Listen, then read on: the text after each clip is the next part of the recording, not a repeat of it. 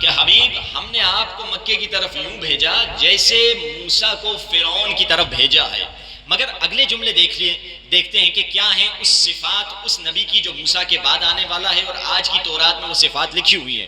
ڈیوٹرونومی 18 chapter number 18 verse number 18 میں صفات کیا ہے؟ اس کی ایک صفت یہ ہے I will tell him what to say and he will tell the people everything I will command. خدا کہہ رہا ہے موسیٰ سے جو نبی آنے والا ہے وہ اپنی مرضی سے گفتگو نہیں کرے گا، وہ وہی کہے گا جو ہماری مرضی کے مطابق ہوگا. قرآن اٹھائیے، بسم اللہ الرحمن الرحیم، والنجم اذا ہوا ما ضل صاحبکم وما غوا وما ينطق عن الهوى ان هو الا وحی یوحی.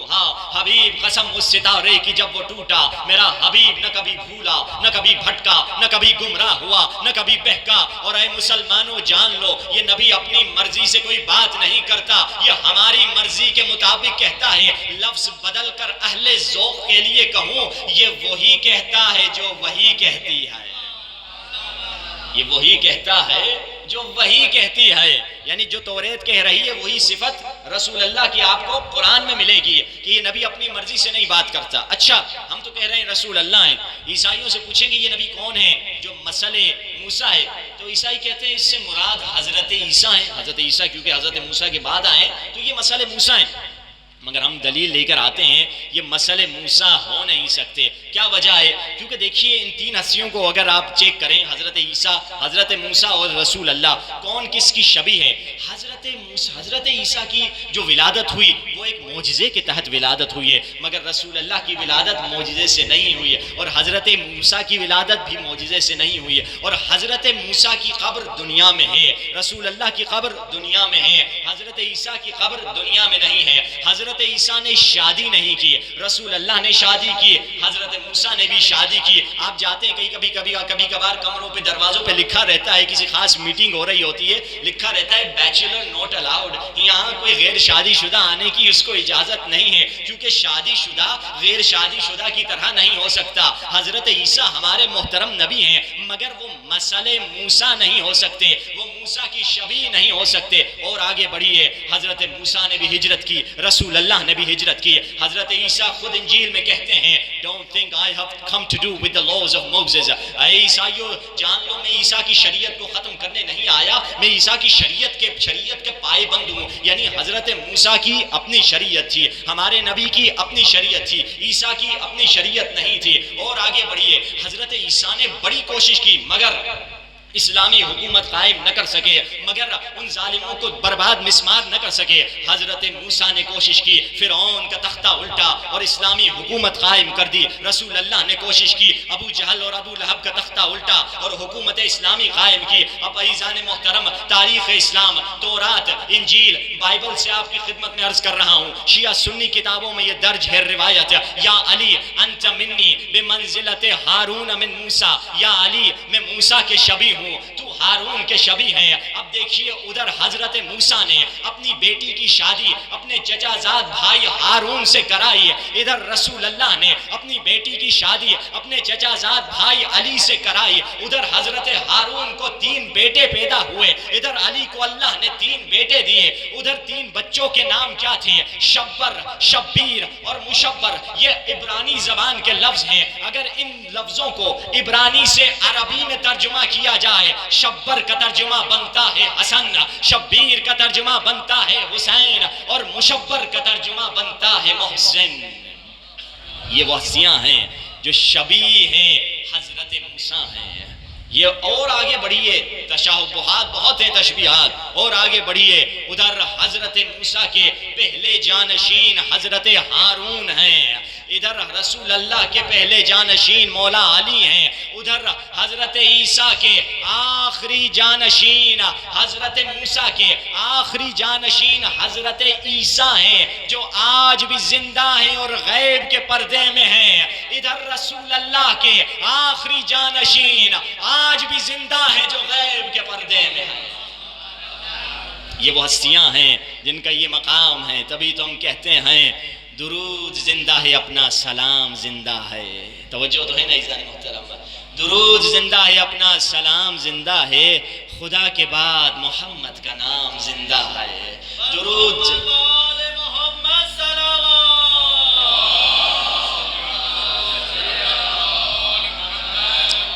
درود زندہ ہے، اپنا سلام زندہ ہے، خدا کے بعد محمد کا نام زندہ ہے، تمہارے پاس مردہ بھی اپنا ہی کوئی، ہمیں ہے فخر ہمارا امام زندہ ہے۔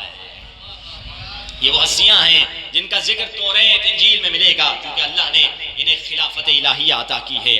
جس آیے کو سرنامہ کلام قرار دیا اس میں کیا پڑھتے ہیں؟ بقیت اللہ خیر لکم، وہ امام تمہارے لیے خیر ہیں۔ ہر انسان کو خیر کی تلاش ہے، صبح اٹھتے ہیں صبح خیر کہتے ہیں، رات کو سوتے وقت شب خیر کہتے ہیں، بچہ گھر سے نکلتا ہے ماں کہتی ہے خیریت سے جاؤ خیریت سے پلٹو، فون پہ کوئی حادثہ ہوتا ہے پوچھتے ہیں بھائی خیریت تو ہے یا نہیں ہے۔ یہ خیر کیا ہے؟ قرآن کہہ رہا ہے انہو لحب الخیر لشدید، انسان خیر کا دیوانہ ہے، خیر کی تلاش ہے۔ اے مومن، اے مسلمان، اے مومن، اے مومنہ، تمہیں خیر کی تلاش ہے تو بقیت اللہ خیر لکم، تجھے امام زمانہ کے در سے خیر ملے گا۔ خیر چاہیے امام زمانہ کے در سے ملے گا۔ یقین جانیے جس مجلس میں علماء کہتے ہیں، ہمیں جب مجلس پڑھنے کے لیے جاتے ہیں کہتے ہیں اگر کسی مجلس میں تمہیں امام زمانہ کا ذکر نہیں کیا تو تم نے مجلس ادھوری رکھ دی۔ ایک عالم، یہ کیوں میں کہہ رہا ہوں، ایک عالم دین کا واقعہ ہے، یعنی ہمارا کوئی بھی ٹاپک ہو، اگرچہ ہمارا ٹاپک امام زمانہ سے منسلک ہے مگر کوئی بھی ٹاپک ہو اس کو امام زمانہ کے ساتھ ملانا ضروری ہے، یہ واجب ہے غیبت کے زمانے میں۔ دیکھیوں مولا علی کے دور میں ذکر مولا علی کا کرتے تھے، سلمان علی کا ذکر کر رہے ہیں، ابو ذر علی کا ذکر کر رہے ہیں، امام حسین کے دور میں حر جو ہے حسین کا ذکر کر رہے ہیں، حبیب حسین کا ذکر کر رہے ہیں، امام موسیٰ کاظم کے دور میں اصحاب مولا امام موسیٰ کاظم کا ذکر کر رہے ہیں۔ یہ دور کس کا ہے؟ 12ویں سرکار کا ہے، مگر وہ مظلوم امام ہے جس کا ذکر اپنے چاہنے والے ہی بہت کم کیا کرتے ہیں۔ ایک عالم دین صاحب، اگرچہ میرے ذہن میں ابھی یہ واقعہ آ گیا، پلاننگ کے تحت نہیں ہوں مگر بریکٹ میں چلو یہ بھی کر لوں کہ ایک عالم دین تھے فیضیہ، یعنی سب سے بڑا جسے کہا جائے قوم کا، علماء کا جہاں سب سے پڑھے لکھے جسے کہا جائے موسٹ ایجوکیٹڈ ممبر قوم کا فیضیہ ہے، بہت اچھے، یعنی بہت جسے کہا جائے ہر بندہ ادھر مجلس نہیں پڑھ سکتا، تو انہوں نے فیضیہ مجلس پڑھی، بڑی تیاری کر کے انہوں نے مجلس پڑھی اور بڑی لوگوں کو پسند بھی آئی، کہنے لگے اب تو یہ میری مجلس مولا کی بارگاہ میں قبول ہوگی۔ تو 8ویں امام کو انہوں نے خواب میں دیکھا، 8ویں امام نے کہا کہ 8ویں امام سے پوچھا مولا میری مجلس کے بارے میں آپ کیا کہیں گے؟ مولا نے کہا کہ کیونکہ ایران میں جیسے یہاں پہ مارکس جو دی جاتی ہے 100 سے دی جاتی ہے، 100 سے 100 یا 70، بعض ملکوں میں 70، ایران میں 20 سے دی جاتی ہے۔ تو مولا نے اسے کہا کہ دیکھو تمہیں اگر میں 20 میں سے مارکس دوں تو میں تمہیں صرف 14 دوں گا، وہ بھی اس لیے تاکہ فیل نہ ہو جاؤ، یعنی لیسٹ مارک تمہیں دوں گا۔ کہ مولا کیوں مجھے 14 دیں گے جبکہ میں نے اتنی محنت کی، مزاحمت کی؟ مولا نے کہا جب تک اپنی مجلس کو امام زمانہ سے ریلیٹ نہیں کرو گے اس کی قیمت نہیں بڑھے گی۔ یعنی جو بھی ذکر کرنا ہے ذکر حسین کو امام زمانہ سے ملاؤ، ذکر علی کو امام زمانہ سے ملاؤ، ذکر مولا عباس کو امام زمانہ سے ملاؤ، ذکر بی بی زینب کو امام زمانہ سے ملاؤ، بی بی سکینہ کے ذکر کو امام زمانہ سے ملاؤ، کیونکہ وہ امام دوران ہیں، وہی محور ہیں۔ اسی لیے تو جب اس شخص نے امام سے زیارت کی، مولا جب پریشان ہو جاتا ہوں آپ کو بلانا چاہتا ہوں مجھے ذکر بتا دیجئے، امام نے خود بتایا کہ جب پریشان ہو جاؤ یہ ذکر پڑھو، یا اللہ یا محمد یا علی یا فاطمہ یا صاحب الزمان ادرکنی ولا تہلکنی، 4 نام ہیں آپ کو آتے ہیں، اللہ کا نام، رسول اللہ کا نام، مولا علی کا نام، بی بی سیدہ کا نام اور پھر امام زمانہ کا نام، آخر میں 2 لفظ یاد کر لیں، ادرکنی مجھے میری مدد کیجئے، ولا تہلکنی مجھے ہلاکت سے بچا لیجئے۔ اس عالم دین نے کہا قبلہ مولانا صاحب سے کہا، اب مولا سے کہا مولا آپ نے کہا ادرکنی، لفظ آپ نے نام 4 لیے ہیں، آپ نے کہنا چاہیے ادرکونی، پلورل کا لفظ جمع کا صیغہ استعمال کرنا چاہیے کہ آپ سب مل کے میری مدد کریں، آپ نے کہا صرف آپ میری مدد کریں، سنگل کا لفظ کیوں استعمال کیا ہے؟ عربی گرامر کے حساب سے مولا نے فرمایا اگر تم خدا سے مانگو گے تب بھی مولا کے ہاتھ سے ملے گا، رسول اللہ سے مانگو گے تب بھی امام زمانہ کے ہاتھ سے ملے گا، مولا علی سے مانگو گے تب بھی امام زمانہ کے ہاتھ سے ملے گا، بی بی سیدہ سے مانگو گے تب بھی امام زمانہ کے ہاتھ سے ملے گا۔ کیوں؟ کیونکہ یہ وہی ہاتھ ہے جو دست الہی ہے، یہ وہی ید اللہ ہے، یہ خیر کا وسیلہ ہے، چینل ٹنل جو ہے یہی ہے اور چینل کوئی نہیں ہے، یعنی آئے گا مولا ہی کے ہاتھوں سے ہوتا ہوا۔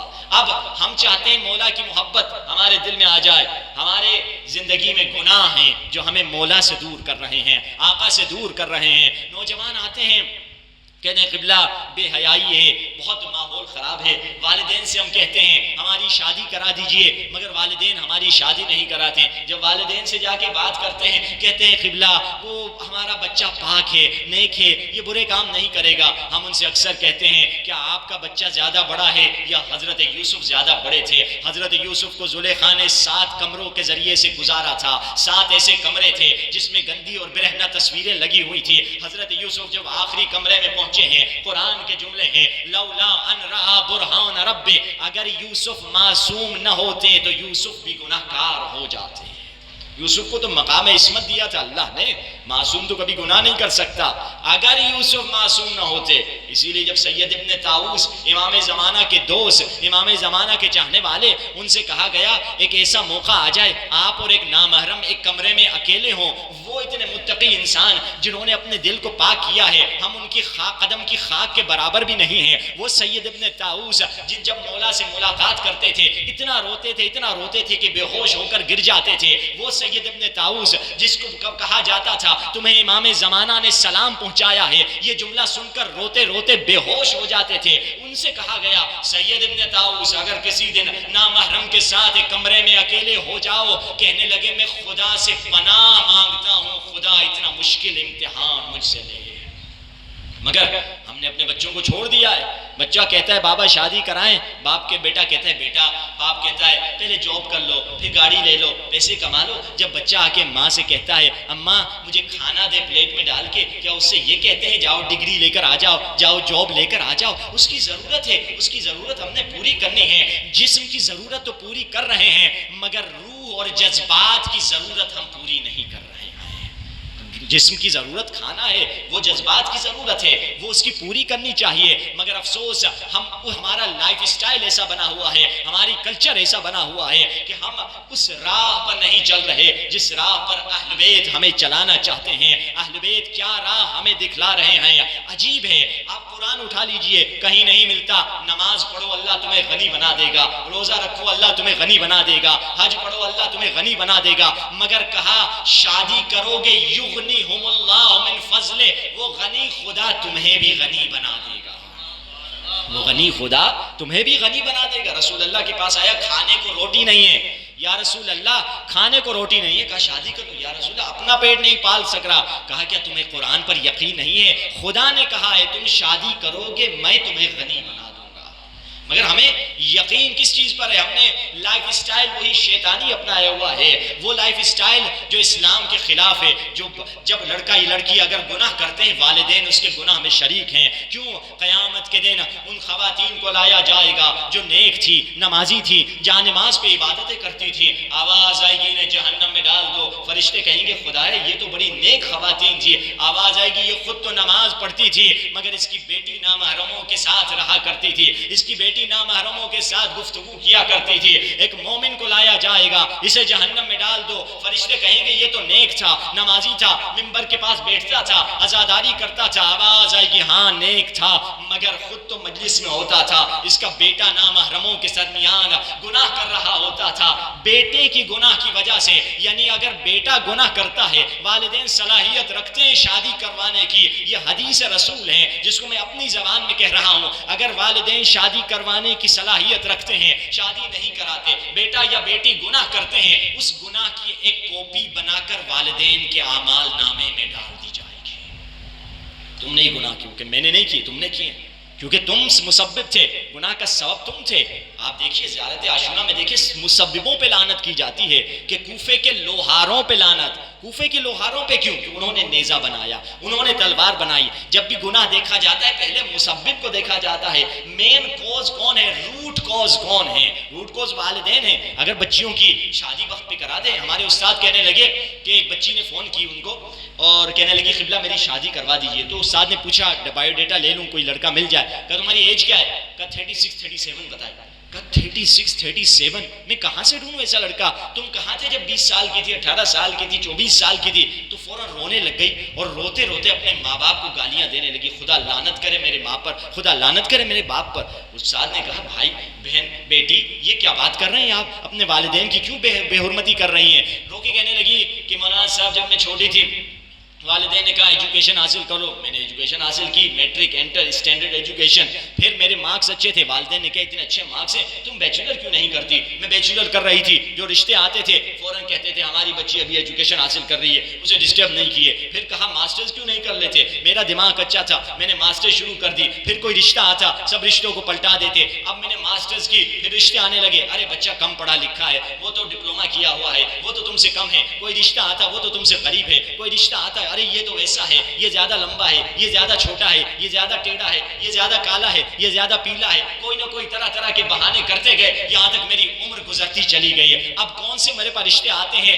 جو تھرڈ کلاس رشتے اب میرے پاس آتے ہیں، کیونکہ میری عمر بڑھ چکی ہے۔ یہ لڑکی ماں باپ کا گریبان قیامت کے دن پکڑ کے کہے گی بے ای ذنب قتلت، اس نے کس جرم میں تو نے مجھے قتل کیا؟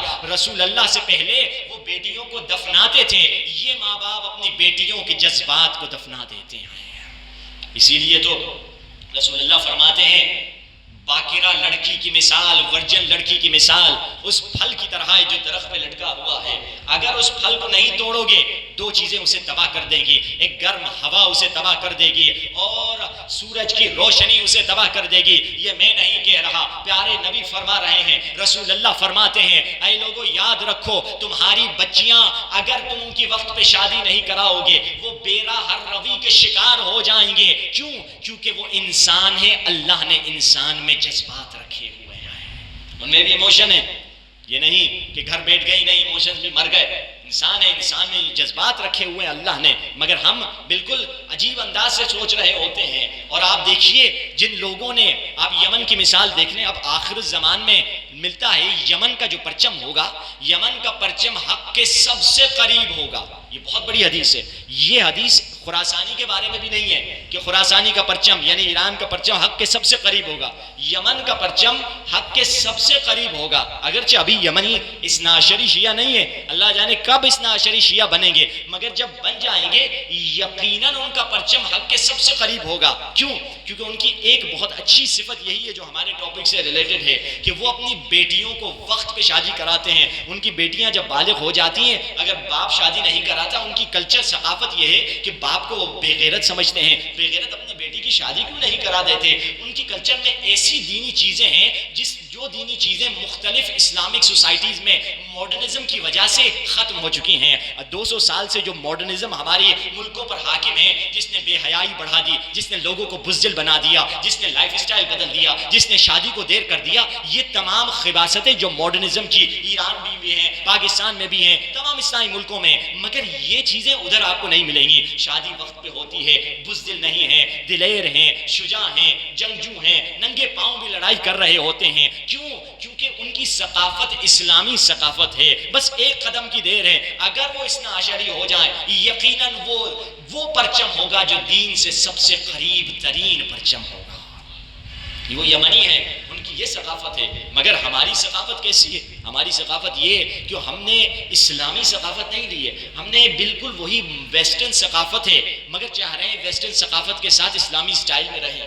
یعنی بالکل ایسے ہی کہ ایک بندے نے، آسٹریلیا ہم گئے تھے، ہمیں کوئی لوگ بتا رہے تھے کہ وہاں پہ ایک چائنیز کا دکان تھا جو گوشت سیل کرتا تھا، ایک مسلمان کا دکان تھا، سامنے چائنیز کا دکان تھا، تو بہت رش ہوتا تھا مسلمان کی دکان پہ، تو چائنیز اس کے ساتھ تھا، کہنے لگا یار یہ کیا ماجرا ہے، میرے پاس تو رش ہی نہیں ہوتا، اس کے پاس اتنا رش کیوں ہوتا ہے؟ لوگوں نے کہا کہ یہ حلال بیچتا ہے اسی لیے اس کی دکان پہ رش ہوتا ہے۔ اس نے کہا میں بھی کل سے حلال شروع کروں گا، تو اس نے ایک بورڈ لگا دیا حلال پورک، یعنی حلال سور یہاں دستیاب ہے، جسے چاہے وہ آ کر یہاں سے لے سکتا ہے۔ لوگوں نے کہا اتارو بھائی، یہی مسلمان تم کو پٹنے شروع ہو جائیں گے کہ حلال پورک نہیں ہوتا۔ ہمارا لائف اسٹائل بالکل ایسا ہے، یورپی لائف اسٹائل میں مسلمان رہنا ایسے ہے کہ حلال سور کو کھانے کی کوشش کرنا، حلال سور تو ہوتا ہی نہیں۔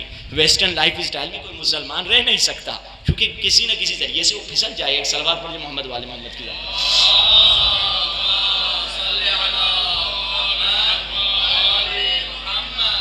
ایک چیز یہ جس پہ علماء اکثر تاکید کرتے ہیں، اور دوسری چیز جو شادی سے ریلیٹڈ ہے یہ بھی بتاتا چلا جاؤں، جس پر آج کل علماء نے، رہبر معظم نے بڑی تاکید کی ہے، وہ آبادی ہے، نسل کو بڑھانا ہے۔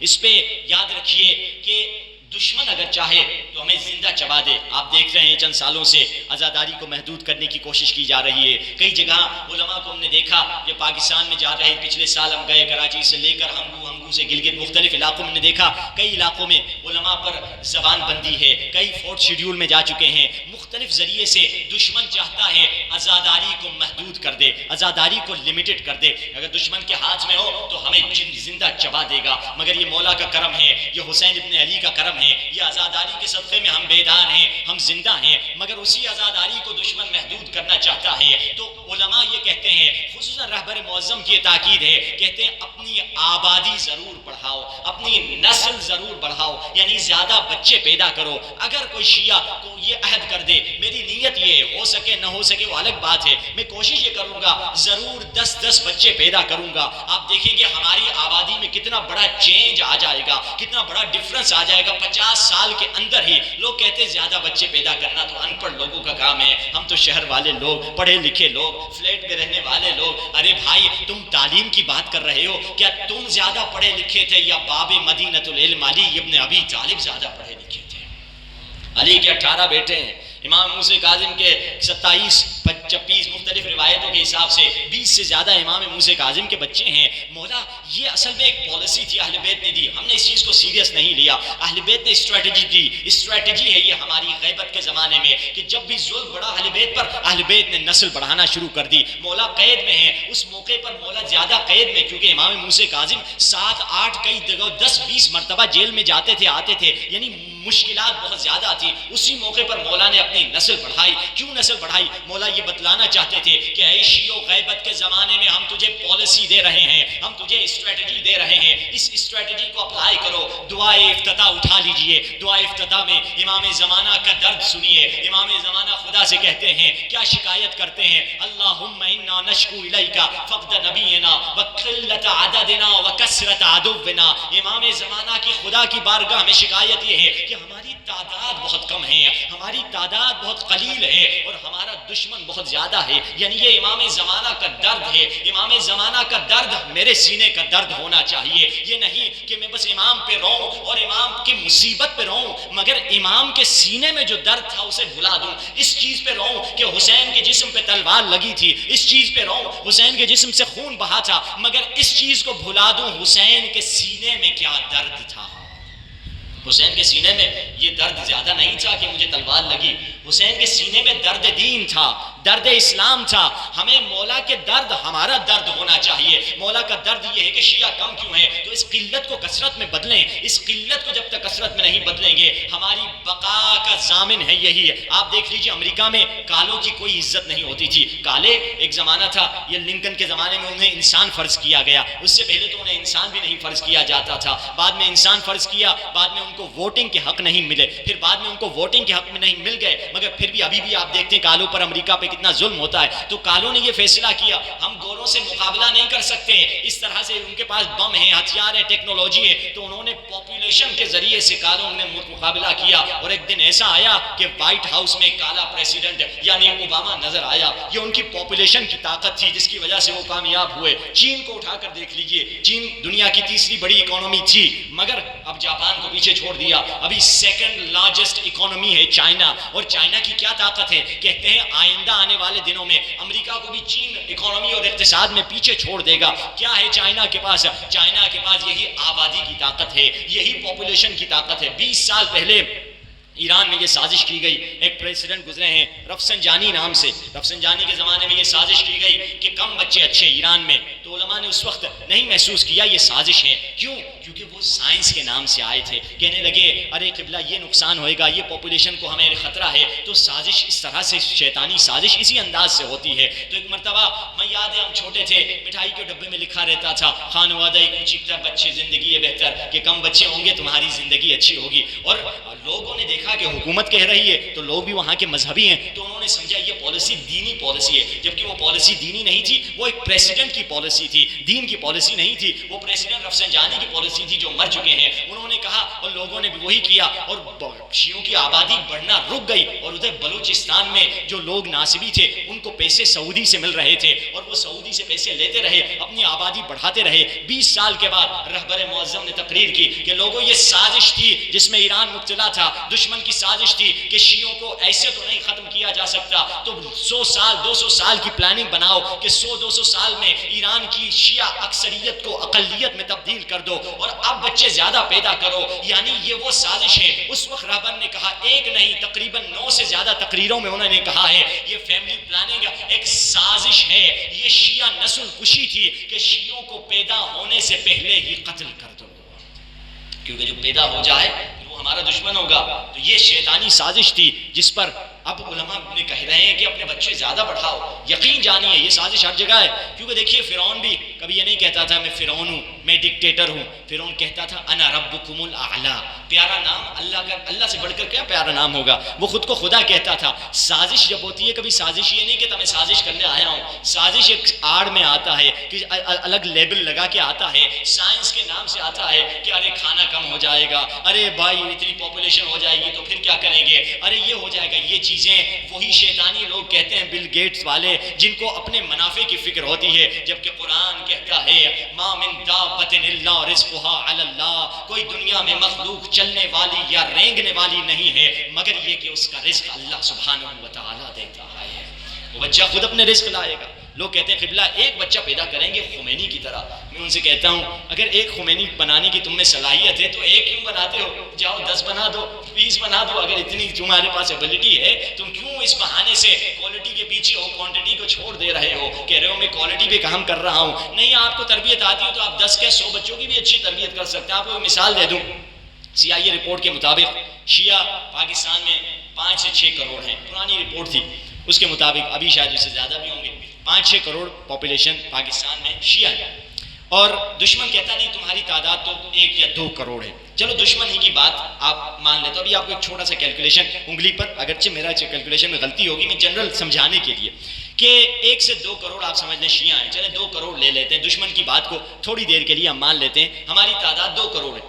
1 کروڑ اس میں سے نکال دیں جس میں بچے ہوں گے، بوڑھی خواتین، بوڑھے لوگ، بچے سب نکال دیں، 1 کروڑ بچے، 1 کروڑ جوان جو شادی کے قابل ہیں۔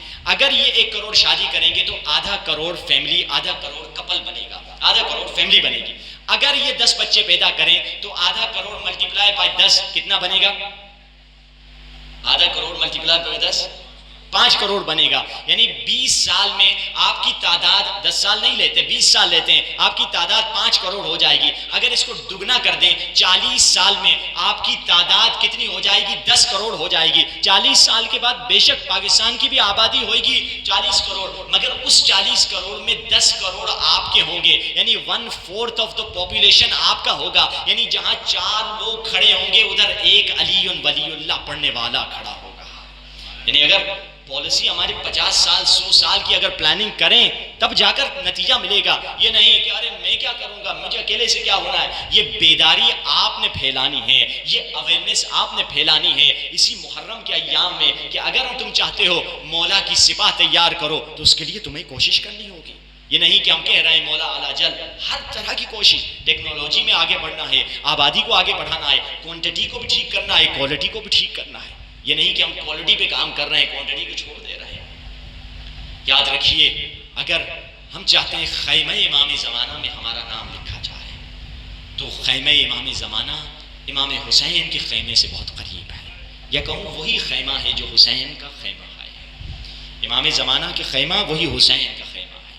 اگر امام حسین کے رجسٹرڈ میں اپنا نام نہ لکھوا سکا کیونکہ 61 ہجری میں نہیں تھا، تو آج چلتا ہوں خیمہ امام زمانہ میں اپنا نام لکھوا دیتا ہوں، کیونکہ امام زمانہ خود فرماتے ہیں اگر کوئی چاہتا ہے امام زمانہ کا تقرب حاصل کرے وہ امام حسین کے گریے کے ذریعے سے تقرب حاصل کر سکتا ہے۔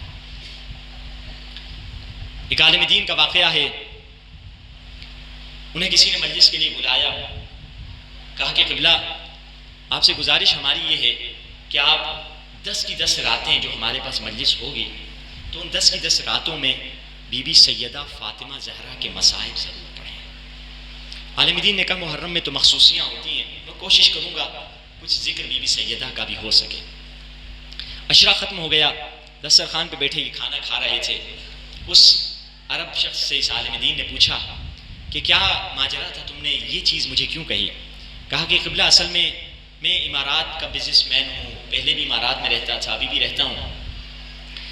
بات یہ ہوئی کہ میرا بڑا بزنس تھا، باپ سے ورثے میں ملینر پیسے ملے تھے، میری شادی ہوئی، اللہ نے مجھے ایک بیٹی دی، اور 5-6 برس کی جب بچی میری بات کرنے لگی تو مجھے بڑا پیار تھا اس بیٹی سے۔ جب آفس پہ جاتا تھا بار بار بیوی سے فون کر کے پوچھتا تھا بیٹی کیسی ہے، کہتی ٹھیک کریے، ٹھیک ہے، کیا کر رہی ہے، کھیل رہی ہے، اچھا ٹھیک ہے خدا حافظ، بار بار اس کا ذکر پوچھتا رہتا تھا بیٹی کا، کبھی فون پہ بیٹی سے بات بھی کرتا تھا۔ ایک دن مجھے میری بیوی نے روتے ہوئے فون کیا، کہا جلدی گھر آؤ تمہاری بیٹی مر جائے گی۔ میں جلدی سے گاڑی میں نے بھگائی اور وہاں گھر جب پہنچا دیکھا میری بیٹی نے ایک سکہ، ایک کوئن نگل لیا ہے جو اس کے گلے میں پھنس گیا ہے، اب وہ بول نہیں پا رہی۔ اب ایک مرتبہ میں اس کو اسپتال میں لے کر گیا، انہوں نے کہا ہم نہیں کر سکتے امارات دبئی میں، آپ اس کو کہیں فرانس لے کر جائیے۔ تو ایک مرتبہ میں نے جلدی سے ٹکٹ کروایا، بک کروایا اور فرانس جا کے پہنچا اور اسپتال میں بیٹی کو چیک کروایا تو انہوں نے دیکھ کر بتایا کہ آپ کی بچی کے گلے کا آپریشن ہوگا، مگر آپریشن کے بعد آپ کی بچی بولنے کے قابل نہیں ہوگی، 80-90% چانس یہی ہے آپ کی بچی کی آواز ختم ہو جائے گی، آپ چاہتے ہیں آپریشن کریں؟ میں نے کہا اور کوئی چارہ نہیں، بچی مر جائے گی۔ آپریشن کے لیے وہ چلے گئے۔ کہا ایک مرتبہ میں نے جب یہ خبر سنی میری بیٹی کی اب بولنے کی صلاحیت ختم ہو جائے گی، میں کسی کونے میں جا کے بیٹھ گیا زمین پر۔ میری ماں شیعہ تھی، اہل بیت کی چاہنے والی تھی، میری ماں مجھے بتایا کرتی تھی نبی کی ایک بیٹی تھی جسے امت نے بڑا ستایا تھا۔ میں نے سوچا کہ اسی بیوی سے کیوں نہ میں توسل کر دوں، میں نے سمجھا یہ مدینے کا رخ ہے، اپنے ذہن میں کہا اے بی بی فاطمہ زہرا، میں نے سنا تھا میری ماں مجھے بتایا کرتی تھی آپ کو امت نے بہت رلایا تھا، آپ کو امت نے بہت ستایا تھا، اے بی بی میری بیٹی کی اگر شفا دے دیں گے میں آپ کے حسین کا زندگی بھر غلام ہو جاؤں گا۔ کہ میں یہ گفتگو کر ہی رہا تھا، میں نے دیکھا نرس مسکراتی ہوئی آ رہی ہے، نرس سے میں نے پوچھا کیا ہوا؟ نرس کہنے لگی جیسس نے معجزہ کر دیا ہے۔ میں نے رو کے کہا جیسس نہیں، حضرت عیسیٰ جس گھر کی غلامی کرتے ہیں انہوں نے معجزہ کیا ہے۔ ایک مرتبہ میں اندر گیا، دیکھا میری بیٹی رو رہی تھی، میں نے بیٹی سے پوچھا کیوں رو رہی ہو؟ ابھی تو خوشی کا مقام ہے۔ میری بیٹی نے کہا بابا ابھی ایک کالے برقعے میں بی بی آئی تھی جس کا ایک ہاتھ اس کی پھسلی پہ تھا، اس بی بی نے میری پیٹھ پہ مارا، سکہ نکل آیا۔ جاتے جاتے اس بی بی نے کہا اپنے بابا سے کہو اپنا وعدہ نہ بھلائے، اور اپنے بابا سے کہو امت نے مجھے بہت رلایا، میرے بابا مجھ سے بہت پیار کیا کرتے تھے۔ السلام علیک یا ابا عبداللہ، السلام علیک یا ابن رسول اللہ، السلام علیک یا ابن امیر المؤمنین وابن سید الوسیل، السلام علیک یا ابن فاطمہ سیدۃ النساء العالمین۔ آج 2 محرم کی تاریخ ہے، تاریخ میں یہ ملتا ہے جب حسین نے مدینے میں اعلان کیا مدینے والوں حسین کربلا جا رہے ہیں، مدینے میں جس نے سب سے پہلے حسین کی آواز کو لبیک کہا وہ میرا امام زین العابدین سید الساجدین۔ علماء نے امام زین العابدین اور مولا حسین کا زبان حال پیش کیا۔ امام زین العابدین آ گئے، بابا میں دین کی نصرت کے لیے تیار ہوں۔ ایک مرتبہ حسین نے سجاد کو سر سے پاؤں تک دیکھا، کہا بیٹا سجاد تم کون سا جہاد کرنا پسند کرو گے، بڑا جہاد یا چھوٹا جہاد؟ سید سجاد ادب سے بیٹھ گئے، بابا دونوں جہادوں کی تشریح فرما دیجیے۔ حسین نے فرمایا بیٹا سجاد چھوٹا جہاد یہ ہے 3 دن کربلا میں بھوکا اور پیاسا رہنا، اور پھر گلے کا کٹ جانا، پھر کفن کا نہ ملنا، پھر لاشوں کا پامال ہو پھر دفن کا نہ ہونا۔ بیٹا سجاد یہ چھوٹا جہاد ہے، اب سنو گے بڑا جہاد کیا ہے۔ جی بابا سن رہا ہوں۔ بیٹا اپنے جگر کو سنبھال۔ جی بابا سن رہا ہوں۔ بیٹا سجاد بڑا جہاد یہ ہے کہ طاقت کے ہوتے ہوئے پھپھیوں اور ماؤں اور بہنوں کو، پھپھیوں اور ماؤں اور بہنوں کو بغیر چادر کے بازاروں میں لے جانا، مگر بددعا نہ دینا، تلوار نہ اٹھانا۔ سن سکو گے عزادارو، بڑے جہاد کی منزل کیا ہے؟ جہاد اکبر یہ ہے کہ سکینہ کے منہ پہ تماچے پڑتے دیکھنا، مگر تلوار نہ اٹھانا، بددعا نہ دینا۔ سید سجاد کا چہرے کا رنگ دودھ کی طرح سفید ہو گیا۔ کہا بابا بابا بابا، بیٹا جو بڑا ہوں تو جہاد بھی بڑا کروں گا، چاہے اس کے بعد مجھے 40 برس تک رونا ہی کیوں نہ پڑے۔ عزادارو، جتنے مصائب کربلا میں ہوئے وہ بھی سید سجاد نے دیکھے، کربلا کے بعد جتنے مصائب ہوئے وہ بھی سجاد نے دیکھے، مگر کسی مصیبت پہ کوئی جملہ نہیں کہا۔ عباس کے بازو کٹے، سجاد نے کوئی جملہ نہیں کہا۔ علی اکبر کے سینے پہ برچھی لگی، سجاد نے کوئی جملہ نہیں کہا۔ ہائے علی اصغر کی گردن نوک نیزہ پہ بلند دیکھی، رباب کی گود اجڑی، مگر کوئی جملہ نہیں کہا۔ کب کہا یہ جملہ جو نہ کسی امام نے کہا، نہ کسی نبی نے کہا، نہ کسی ولی نے کہا، نہ کسی وصی نے کہا؟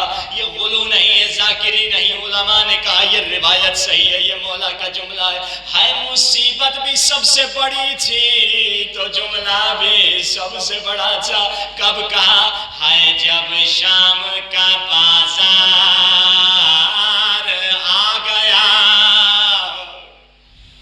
ہزاروں بدماشوں کا مجمع زینب کا تماشا دیکھنے آئے۔ اللہ اللہ، سید نے ایک گہری سانس لی، کیا فرمایا؟ فرمایا یا لیتنی لم تلدنی امی۔ سنو گے کیا ترجمہ؟ کہا اے کاش میری ماں نے مجھے پیدا نہ کیا ہوتا، نہ سجاد ہوتا، نہ شام کا بازار۔ اللہ اللہ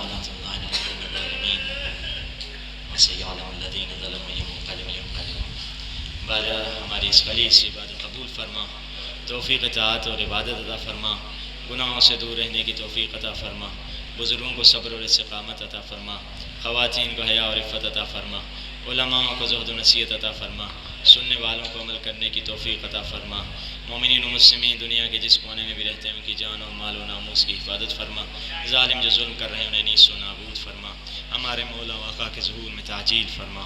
ربنا